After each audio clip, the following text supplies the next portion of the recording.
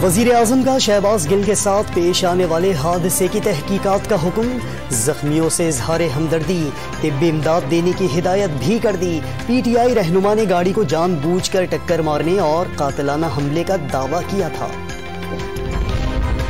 वज़ीर आज़म शहबाज शरीफ का लाहौर के मुख्तलिफ इलाकों का बगैर प्रोटोकॉल दौरा। इचरा, मुजंग और समनाबाद में सफाई के इंतजामात का जायजा।